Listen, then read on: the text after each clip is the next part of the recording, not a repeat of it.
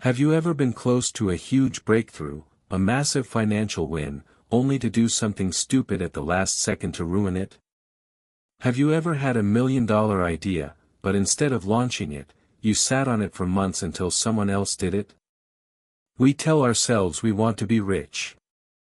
We visualize, we pray, we work. But there is a cruel voice inside us that whispers, "You don't deserve this." Why does the cruelest voice you hear always come from within? Why do we become our own executioners? Today, we are going to explore the dark, powerful psychology of Fyodor Dostoevsky. He wasn't a business guru. He was a man who understood the human soul better than anyone. And he discovered the terrifying reason why most people stay where they are, paralyzed and broke, even when the door to wealth is unlocked. Dostoevsky didn't write about perfect heroes. He wrote about people shattered from the inside. He discovered that human suffering often doesn't begin with the economy, or bad luck, or external enemies. It begins when consciousness turns against you. You might think you are fighting the market, or your boss, or your competitors. But Dostoevsky teaches us that you are actually fighting yourself. And usually, you lose. Think about the internal judge. This is the enemy that never sleeps. It monitors your every thought. You try to manifest wealth, you try to start a business, and this voice says, "Who do you think you are? You're a fraud. You're going to fail in a humiliating way." This is the root of poverty consciousness. It is not a lack of money, it is an abundance of self-judgment. In his masterpiece Notes from Underground, Dostoevsky describes a character who understands everything but does nothing. This is the archetype of the modern, wannabe entrepreneur. The underground man is intelligent. Maybe he is even a genius. He has big ideas, visions of a perfect life, and grand theories about how he will succeed tomorrow. But tomorrow never comes.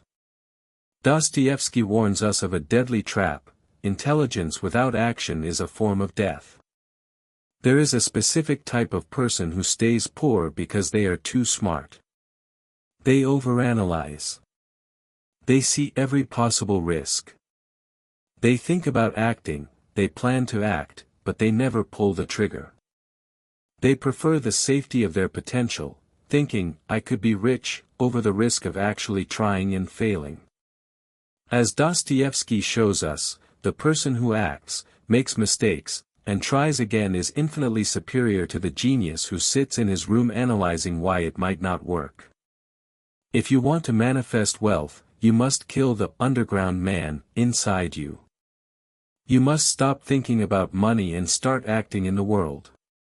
Here is the hardest pill to swallow. Dostoevsky observed that many people secretly love their own suffering. There is a twisted pleasure in saying, "The system is rigged," or "I was born in the wrong circumstances," or "Rich people are evil." When you blame the world for your lack of wealth, you get to feel morally superior. You get to play the noble victim. But Dostoevsky destroys this comfort. He demands radical responsibility. As long as you blame your parents, the economy, or society, you are powerless. You are a victim, and victims do not build empires. The moment you admit, "I am where I am because of my own choices," it hurts. It burns. But it liberates you. Because if you were the one who ruined your financial life, that means you are the one who has the power to fix it. Responsibility is the ultimate tool for manifestation because it hands you back the controls.